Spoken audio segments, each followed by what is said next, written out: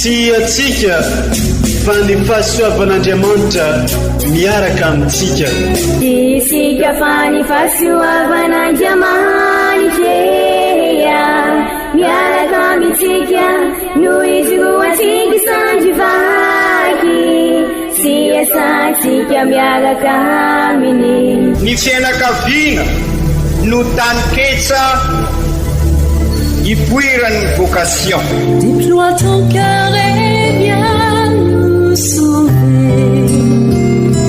Délivre-nous de tout. Fa sisika tokoa fa ny fahasoavan'Andriamanitra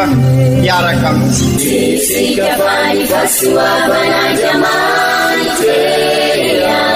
miaraka amintsika noho izy roantsika sandrivaky sy asantsika miaraka aminy.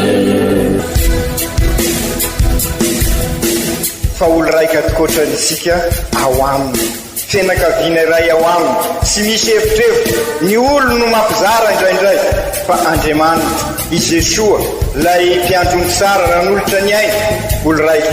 ary ao amin'ny fiangonana ao amin'ny eglizy dia sambatra antsika mahasapa an'izay.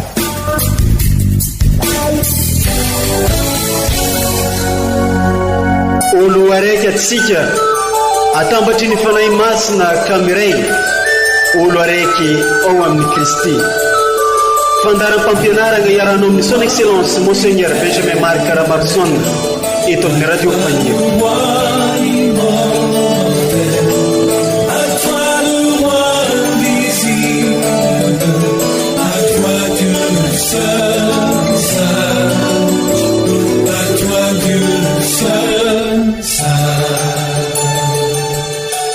Ankafaliagna ankaravogna entinay miarahaba atsika jiaby agnatokantragno agny. Atsika magnaraka manjohy mitandregny mankafy hatrany ity onjam-peo amintsika ity. Onjam-peo natao itambarantsika jiaby sy ampitambatra atsika ho fagnatarantsika indrindrandrindra ny vaovao mahafalin'ny Kristy amin'ny ologno tsy ankanavaka. Ny eglizy niany ity magname ny tenin'Andriamanitra maro samihafa amintsika. Eo ny vakitiny voalohany manambara fa nakarina teo anatrehan'izy ireo izy de i Kristy izany. Napetraky ny ray eo ankavanany any an-danitra ihany koa i Kristy, ary nomena azy ny fahefana rehetra any an-danitra sy ety an-tany. Izay dia mafisy ny tenin'Andriamanitra nalaigny tao amin'ny asan'ny apôstôly toko voalohany manao hoe nahoana ianareo no gaga mibanjina ny lanitra eto ry lehilahy avy any Galilea, tahaka ny nahatanareo any Jesoa niakatra any an-danitra iny no mbola ahatongavany indray aty amintsika. Alleluia. Arak'izay dia oentiny ray aman-drenitsika son excellence Monseigneur Archevêque eto amintsika ny famabasagna arahan'ny fampianarana ndraiky toroteny omban'ireo tenin'Andriamanitra rosin'ny eglizy amintsika niany, ary ny eglizy dia tsy mitsahatra manolotro ny loha hevitra lehibe amintsika anio dia ny hoe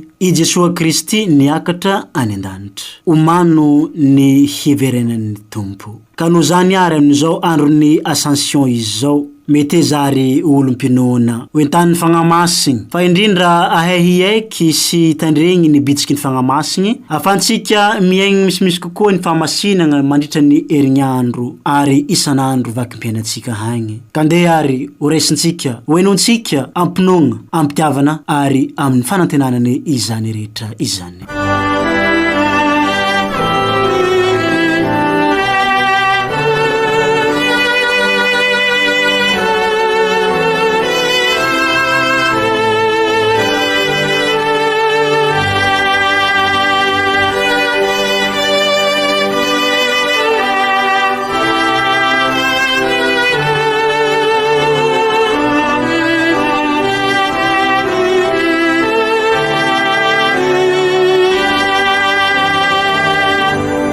Fankalazana ny tenin'Andriamanitra, boky mitantara ny asan'ny apôstôly. Ry Teofily, efa voalazako tamin'ny boky voalohany ny zavatra rehetra nataon'i Jesoa sy nampianariny hatramin'ny andro nampiakarina azy. Noho ny efa nomeny ny didiny tamin'ny alalan'ny fanahy masina ny apôstôly izay nofidiny taorian'ny nijaliany dia maro ny pirofo nentiny nanamarinana tamin'izy ireo fa velona tokoa sady niseho taminy nandritra ny 7 andro izy. ary nilazalaza ny momba ny fanjakan'Andriamanitra tamin'izy ireo. Ary ilay niaraka tamin'izy ireo iny izy dia nanafatra azy mba tsy hiala ao Jerusalema, fa hiandry izay nampanantenainy iray araka ny efa renareo tamin'ny vavako izy. Fa ijoany nanao batemy tamin'ny rano, ary ianareo kosa anao batemy amin'ny fanahy masina. Raha afaka andro vitsivitsy,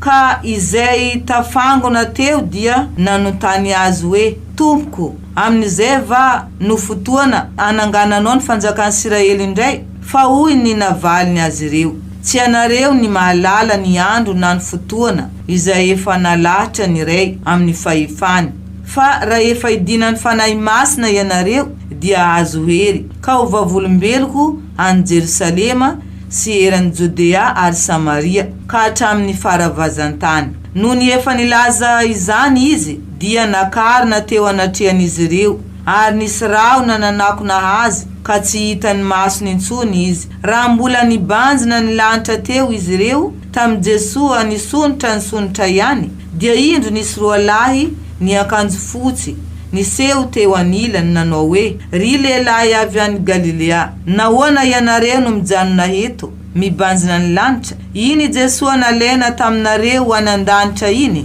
dia mbola ho avy indray tahaka ny ahitanareo azy miakatra an-danitra. Izany ary ny tenin'ny Tompo. Isorina ne Andriamanitra.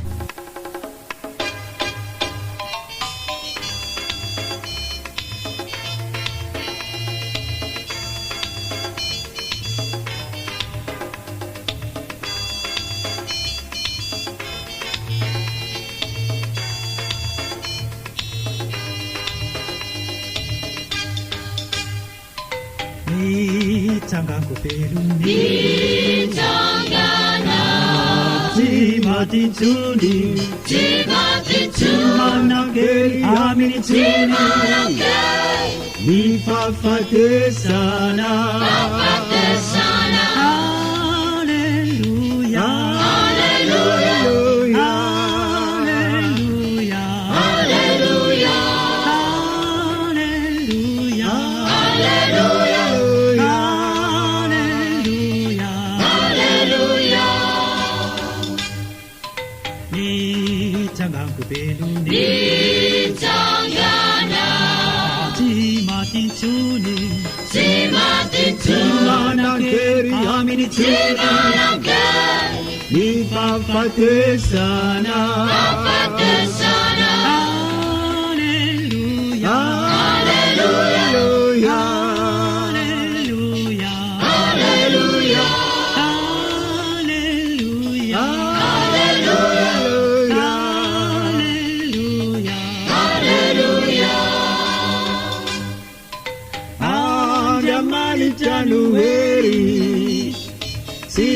piarubana wansipia Sadi turun pamunzena Rasenja fauriana Kuana tani kurusi si utapita yanzera Mia bona kuyubda Awaratira numasina Arinyuzani chocha Samara mafi Binendungo itaileti Tia taburan sinkizani Mumbatika lalai tupunieri Nyade mari tiza koba manda batu huachikia Isi unimangkifali Mitanana ya manka Ila masina indina Amigu itini yabu Anda manite wandiguni Kati yunsunizi Iya ilai mamundiazi Ulaba mangira jati Sakutuni bawoka Sakutuni bawoka Ikuli pandaka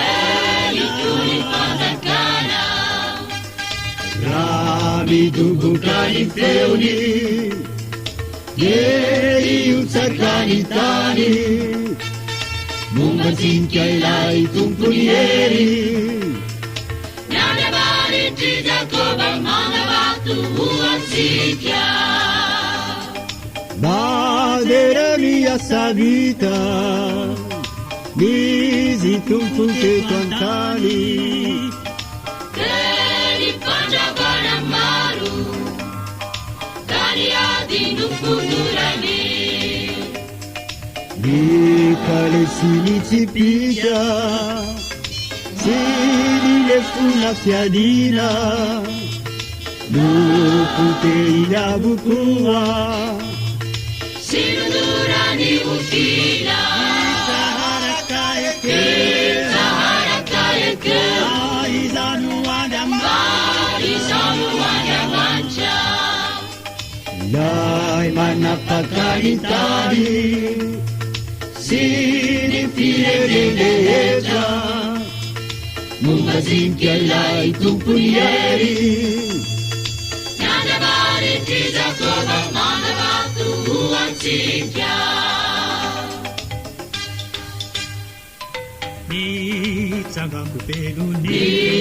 Tsangana tsy maty tsony Tsy maty tsony manankely aminy Manankely ifafatesana Fafatesana Alleluia Alleluia Alleluia Alleluia Alleluia nitsangako velony Tsangana tsy maty tsony Tsy maty tsony manankely aminy Manankely nifafatesana Fafatesana Alleluia Alleluia Alleluia Alleluia Alleluia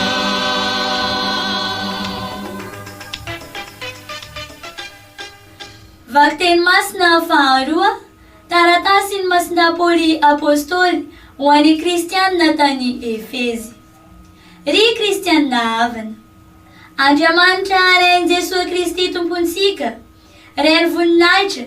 dia hanome anareo ny fanahin'ny fahendrena amam-panambarana ahalalana azy tsara. Ary mba ampahiratiny tsara ny masom-panahinareo ahalala izao. Ny fanantenana ny antsoany anareo, ny abeny voninahitry ny lovany maniny ho an'ny olo-masina, ary ny alehibe ny fahefany mioampampana ho an'izay mino hita amin'ny fiasan'ny heriny tsy toa. Nahariariny tao amin'ny Kristy izany heriny izany tamin'ny nananganany azy ho velona sy nametrahany azy teo ankavanany any an-danitra ambony lavitra noho ny fiandrianana rehetra, ny fifehezana rehetra, ny fanjakana rehetra, ary ny anarana rehetra azo tononina tsy amin'izao fiainana izao ihany fa amin'ny fiainana ho avy koa. Fa napetrany eo an-tongony ny zavatra rehetra, ary nataony filohany ambony indrindra izy amin'ny eglizy, izay tena ny famenon'izy mpameno tena, andavany sy antsakany amin'ny ratsambatany rehetra. Izany ary ny tenin'ny Tompo. Isorina ny Andriamanitra.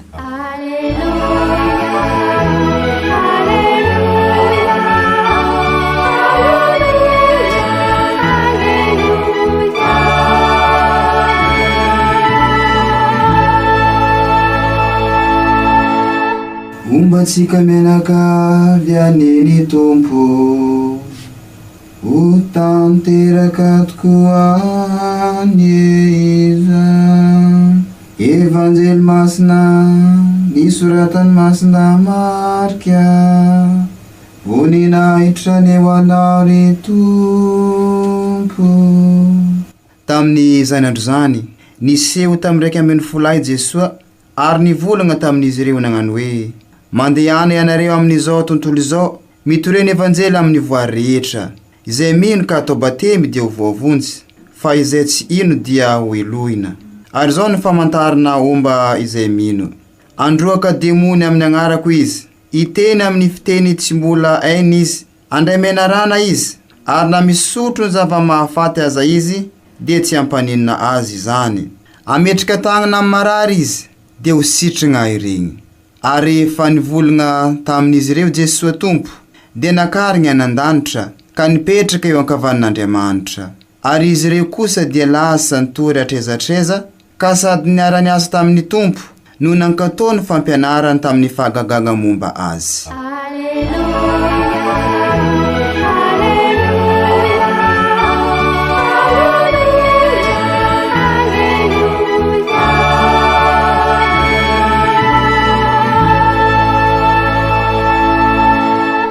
Izany ary ny teny ny Tompo, de raha neo anao ry Kristy.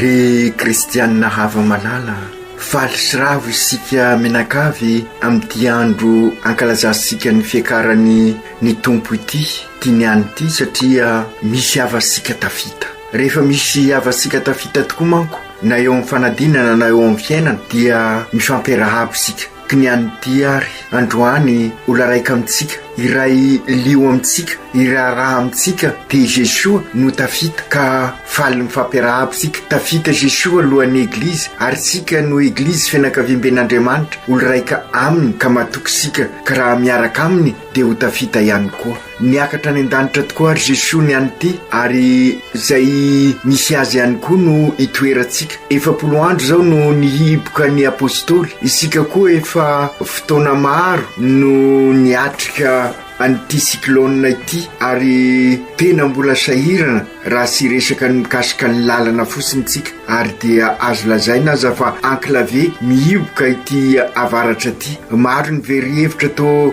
tsy misy farany izy ity, ary to miasarotra aza ny fiainana, dia ho aizy sika io le lazaisika matetika hoe very fanambola velona. Nampianarin'i Jesosy tamin'ireo apôstôly fa mpiara-belona amintsika izy, ary miara-dalana amintsika. Tanteraka arabaky teny ny voalazany tamin'izy ireo. Tsara ny mampatsiahy, efa taona maro taty aoriana no nanoratana ny evanjely sy ireo boky ao amin'ny testamenta vaovao, zany hoe vokatry ny expérience sy vokatry ny asan'ny fanahy masina. Ka matoky sika fa natsiaro ireo tenin'ny Jesosy ireo mpianatra ny solovin'ny fanahy masina, fa indrindra amin'ny andron'ny vanim-potoana nietrehan'ny fahasahiranana maro. Natsiaro tokoa izy ireo fa niaraka namakivaky ny hafalian'ny paka tamin'izy ireo Jesosy 7 andro zay, ka izany expérience zany no asain'ny Eglizy iainantsika hatramin'izao. Ka na dia eo aza ireo krizy maro lafy, dia afaka mivelona ny hafalian'ny paka isika, ary matokisa ry kristianina hava malala fa sy firehikevitra mety hoentina patory ny finoantsika, fa i Jesosy velona miara-dalana amintsika ilay olona ara isika. Raha tadiditsika sara ry kristianina hava tamin'ny vanim-potoanan'ny Karimy, rehefa tonga ny alahadin'ny sapakazo, dia nolazaisika fa miara-miakatra amin'ny Jesosy isika ho an'ny Jerosalema, ilay tanànany fiadanana sy masina. Ka raha miara-miakatra amin'ny Jesosy isika dia miara-maty aminy amin'ny fahotana, ka miara-mitsangana aminy ihany koa. Niara-nitsangana aminy sika raikehitriny, ary matoky sika fa nilevina ao amin'ny pasana ny fahotasika, ka niara-nitsangana tamin'ny Kristy sika, ka olom-baovao entin'izao paka izao. Na mpianatra sika Jesosy tahaka ny nampianariny an'ireo mpianatra nandritran'izay 7 andro taorian'ny nitsanganany velona izay, ka nankalazasika ny alahady voalohany, ka nankalazasika ireo toetra nananan'i Jesosy nasongadin'ireo vakiteny, ka ahafahasika mba mivelona an'izay Kristy mpiarabelona amintsika zay ary ahatonga asika ho kristianina ka raha tadiditsika ary ho fitinsika vetivety ry kristianina havana tamin'ny alahady voalohany amin'ny Paka dia i Kristy nandresiny rasy nanolotra ny aino antsika ary nanavao ny fiainantsika no teo anivosika ary miarabelona tamintsika. Ny alahady faharoan'ny Paka kosa raha tadiditsika sara mikasika ny tantaran'ny Masinday Thomas fa raha ny marina moa ary zay nitian'ny Papa Masinday Joany Paoly faharoa ho sapatsika dia rehefa Jesoa nampiseho ny fonyle fonina tamin'ny Thomas de tiany Andriamanitra tiany Jesoa ampisehoana amintsika ny famindrapony ka izay natonga an'io alahady faharoan'ny Paka io alahady ny famindrapo ka namanao kory ny fiainantsika tahaka ny Masinday Thomas zay azo lazaina fa ny salasala dia tian'Andriamanitra tiany Jesoa iverina ao amintsika ka inona moa nataon'ny Thomas rehefa feno hafaliana izy nahitany Jesoa ny fanozy tamin'ny Jesoa ny fampitrotra amin'ny Jesoa niova ny fiainany ka tsy ny salasala izy nilaza hoe tompoko sy Andriamanitra. Ry kristianina havana ny alahady fahatelon'ny Paka kosa dia nankalazansika ny Jesoa lalana sy fahamarina ary fiainana satria nibazina an'ireo mpianatry ny Emaosy zay kivy ary mitovy amin'izany koa isika maro ny zavatra makivy asika kehitriny ary monimonina izy ireo ka tamin'izay indrindra dia nampianatra azy Jesoa ka raha niaino an'i Jesoa ireo mpianatra dia niova ny fomba fizerin'ny fiainana ka tadiditsika ry kristianina havana lay mot de passe zay nolazaisika teny amin'ny la montagne enoy izy io no ahafahasika mahalala ny lalana de Jesoa io fahaizasika miaino io no ahafantarasika ny marina ary ny marina ny mahaolona afaka asika ary io fiainona io no ahazahosika ny tena fiainana zay no alalintsika tamin'ny aladiny fahatelon'ny Paka toetra ny Jesoa io ary ampianarina anana ny toetra io ihany koa isika dia sy hinona zay fa afaka anampy ny olona anoro ny lalana anampy ny olona ivelona miaraka amin'ireo olona ireo ny fahamarina ary anampy ny olona anana fiainana mahazanak'Andriamanitra. Ny alahady faefatra ny Paka teo dia tadiditsika sara i Jesoa mpiandrony tsara ary natraterisika fa isika siraikiraika koa dia sy maintsy ho mpiandrondry ny manodidina atsika izany hoe mahafoy ny ainy tahaka ny Jesoa manasoa ny hafa manasa ny tongotra ho mpanompo ary zay ny mpiandrondry ary zay zany ho an'ny mpitarika rehetrarehetra ary isika araka nolazaisika dia ansoina ho mpiandrondry ho an'ireo manodidina asika. Ny alahady fahadimin'ny Paka kosa dia nampianatra asika Jesoa hoe minoan'Andriamanitra izy no lalana ka sy tokony ho very isika raha miaraka aminy satria izy raha teo ny fahazavana manilo ny fiainantsika ka izay indrindra aoka isika ary arak'izay fampianarana izay atoky any Kristy ary isika koa anana an'izay toetra zay. Ny alahady fahenina ny Paka vao nrenesika tamin'ny alahady lasa teo dia manambara Jesoa fa sy amela asika irery izy fa andefa ny fanahy masina lay fanahy mpankahary lay fanahy mpanafaka alahelo lay fanahy mpanamasina ary de zay no andrandraisika amin'ny Pentekote ka hatonga sika tahaka an'ireo pastoly zay navozo zary kristianina fa tadiditsika nefa tamin'ny alahady fahadimy fa sy maintsy diovina ny finoansika sy maintsy misy an'ireo sedra anampy asika ahasapa an'izay finoansika izay ka hitasika ry kristianina havana ka sady nampianatra asika i Kristy nandritra izay 40 andro taorina ny fankalazana ny fisanganako velona izay no mbola tohizina amin'izao fankalazan'ny Ascension izao mba anambarana fa miaradalana amintsika tokoa izy sambatra arisika mahalala zany tena miaradalana amintsika tokoa Jesoa sy Andriamanitra lavitra no Andriamanitra sika fa Andriamanitra velona araka ny lazaisika teo olona velona i Jesoa ka sy hoe firehikevitra no araisika fa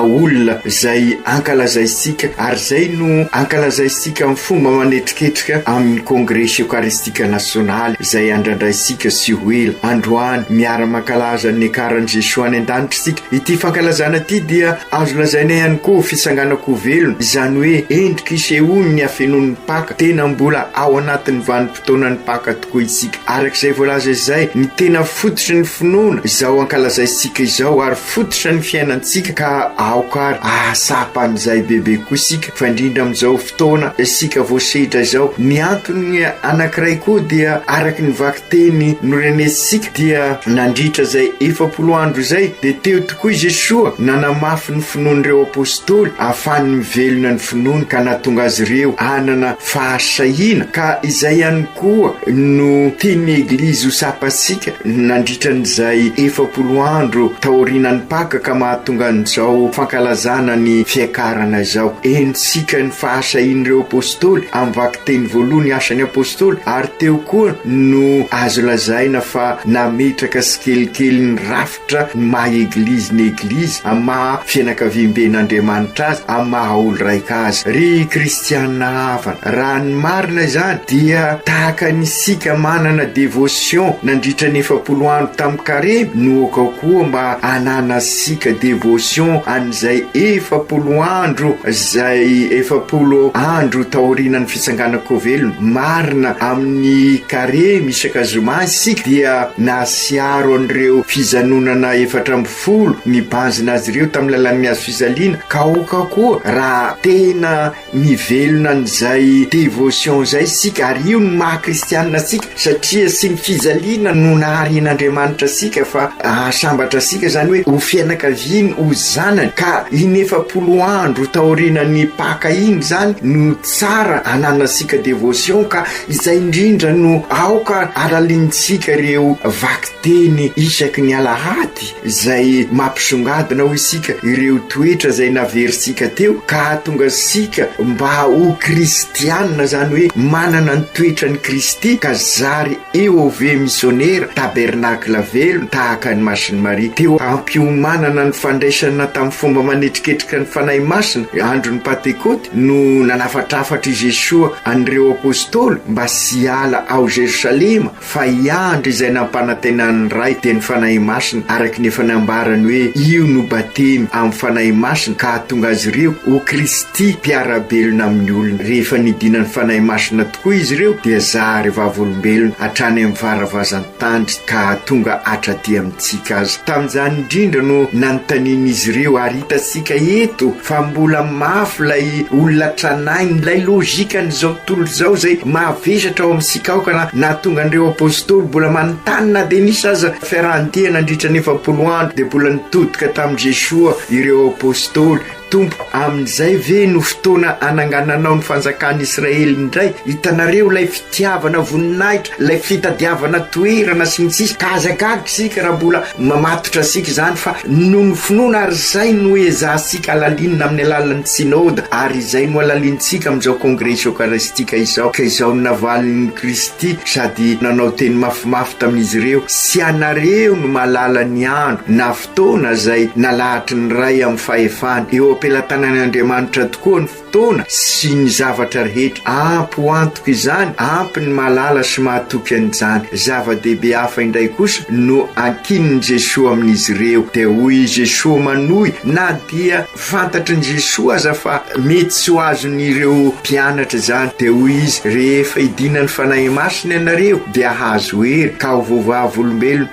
any Jerosalema seran'ny Jodea ary Samaria ka hatramin'ny faravazan-tany. Zay zany lay fanjakana, zay fanjakan'Andriamanitra sy araky ny fombany zao tontolo zao. Adidy amanandraikitra nankinina amin'ireo mpianatra sy amin'ny eglizy ary amintsika kristianina sakanavana ny ho vavolombelon'i Jesoa sy hitorony vaovao mafaly atraizatraiza, ary dia zany no antony anaovantsika ny procession lehibe amin'ny congrès eucharistique. Sy hoe ny vahoaka fotsiny no tonga ao Jerosalema fa ny mpianatra misy no sy mainsy mivoaka ao Jerosalema, mandeha amin'ny periférie hoy ny papa, mamonzy ny olona, sy mainsy mandeha mitory amin'ny tany tontolo sy amin'ny olon-drehetra. I Masindahy Luka ao amin'ny boky mitantara ny asa apôstôly dia milaza amin'ny fomba sotra sy teny fohy ny fiakarana. No ny efa nilaza izany tamin'ny mpianatra i Jesoa dia hoy ny filazan'ny Masindahy Luka azy hoe: tena nakarina teo anatren'izy ireo ary nisy raona nanakonazy ka sy hitany maso misony. Sy hoe lasa fusée Jesoa, fa ntia ny Masindahy Luka zay raha tadidinareo ny resaka momba tamin'ny mpianatry ny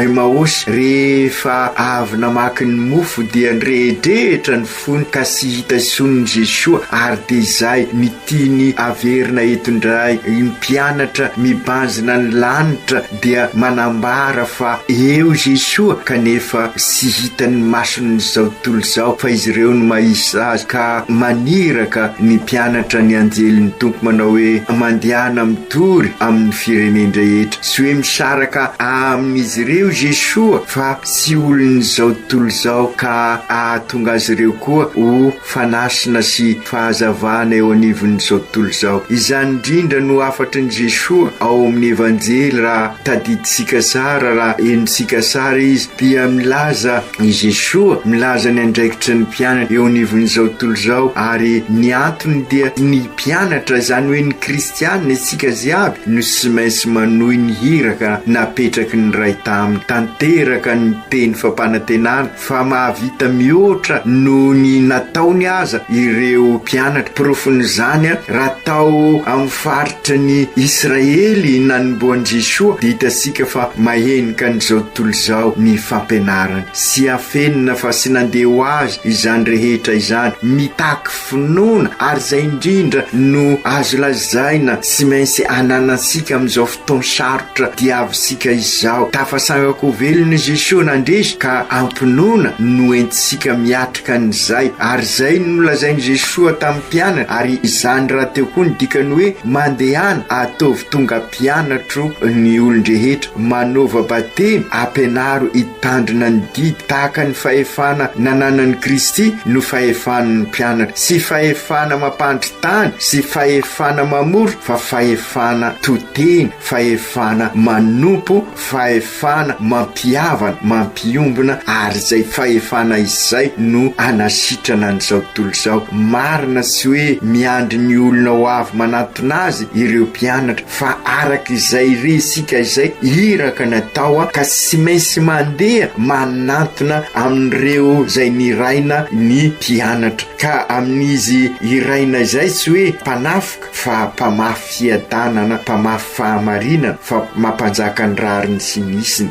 Ny asa anranan'ireo mpianatra zany dia tsy ny fitoriana fosiny, fa fanarenana ny fanjakan'ny lanitra, fa fanarenana ny fianakaviam-ben'Andriamanitra, atao zay aresy lahatra ka atonga ny hafa ho mpianatra ny Jesoa araky ny tantara ny asany apôstôly, ka ampiovandray ny fifandraisana amin'ny zavaboary, ny fifandraisana amin'ny mpiarabelona, ny fifandraisana amin'Andriamanitra. Ary de izay no ny risika fa indrindra amin'izao sika miatrika ny fiovan'ny toetrandro, ny fiovan'ny fiainan'olombelona ao anatin'ny herisetra sy ny ady, ary ny fiovan'ny fifandraisana amin'Andriamanitra zay voahilikilika ankehitriny. Ka ny antony dia rafitinina ny asa fitoriana izany dia atonga ny fireneny rehetra ho ray vala ao amin'ny Jesoa, ho fianakaviana ray ao amin'ny Jesoa, ka ny fihavanana tokoa no anasitrana an'izao rehetra izao. Marina tokoa fa amin'izao ankalazantsika ny karan'i Jesoa any an-danitra zao, tsy midika hoe i Jesoa nanalavitra atsika na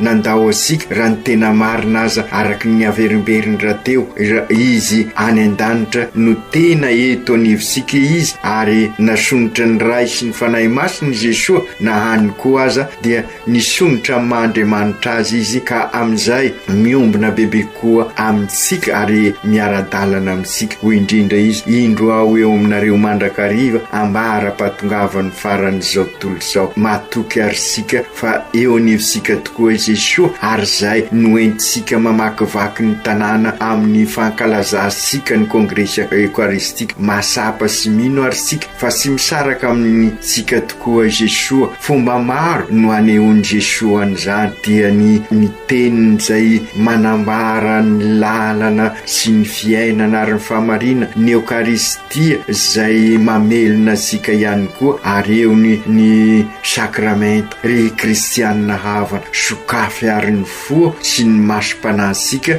dia hita isika tahaka an'ireo apôstôly fa eo anivosika tokoa ny tompo. Ao amin'ny vakiteny faharoa indrindra i mason-dapoly dia mivavaka sy mangataka amin'ray mba ahazahoana ny zany rehetra izany, ka ho indrindra izy ny talao ho an'ny kristianina tany Efezy, ny fanahy fahendrena mampanambarana fahalalana azy tsara, ranomarina izany io vavaky mason-dapoly io, mitalao ny fahendrena dia sy inona fa ny fahendrena dia Jesoa, ka lay fahendrena dia ny fiombonana sy ny fahalalana lalina an'Andriamanitra, zany izany hoe ananasika fiombonam-piainana amin'Andriamanitra tanteraka zany ao amin'ny Eukaristia. Fantatra sika fa miombona tanteraka amin'Andriamanitra isika amin'ny Eukaristia rehefa mandray an Jesoa, ka io ny fahendrena faratampony ahafahasika mandresy ny rasy, ary fantatra sika ary ny asarobidiny ny Eukaristia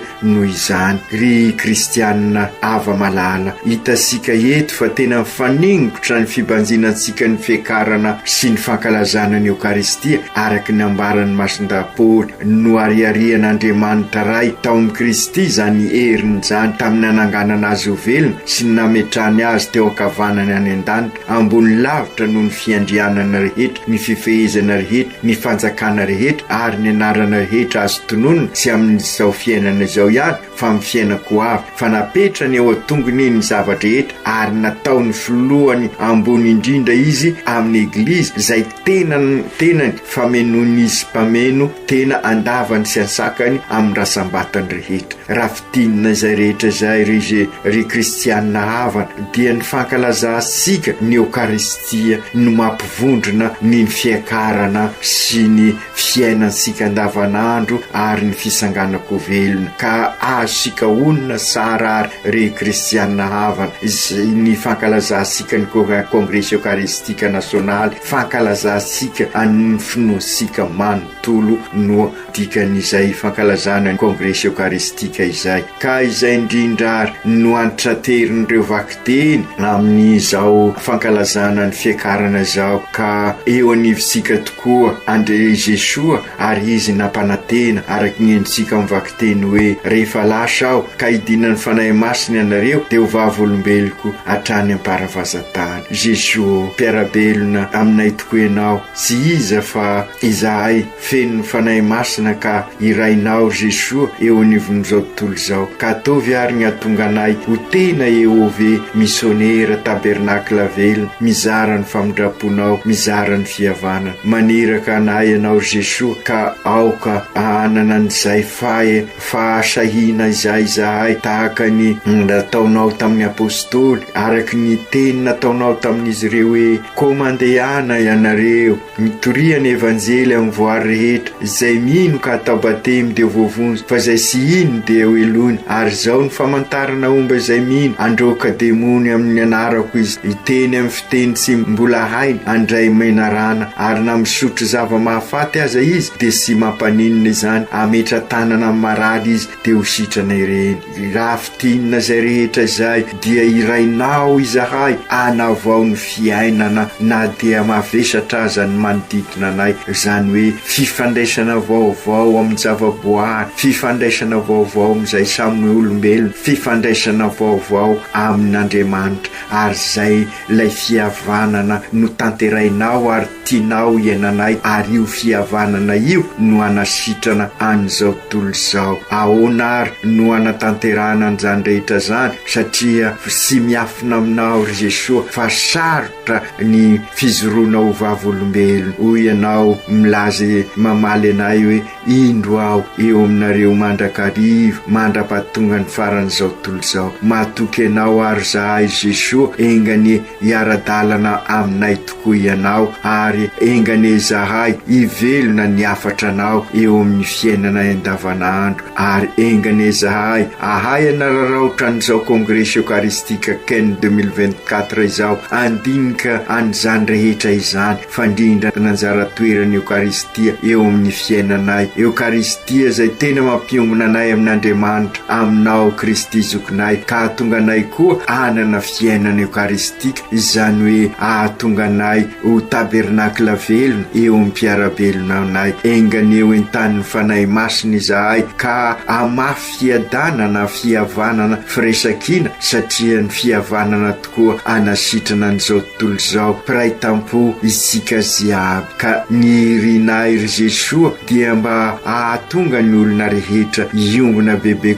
tokoa ao amin'ny eukaristia. Masiny Maria reny eo miaradia aminay tokoa ianao tahaka ny neranao tamin'ireo apôstôly teo am-piandohana ka nahazahoan'izy ireo ny fanahy masina tamin'ny dinany fanahy masina ka ingany ho feno ny fanahy masina ny eglizinao fandrindra ny eglizinao miomana amin'izao congrès eukaristika izao. Masinday Joseph o ray mpiaro ny eglizy eran-tany mivavao anay mba ho vonina tokoa izahay ahay andray ny fahasoavan'Andriamanitra amin'izao fankalazana ny congrès eukaristika izao. Aoko tanteraka izany amin'ny anaran'ny Ray sy ny Zanaka sy ny Fanahy Masina. Amen.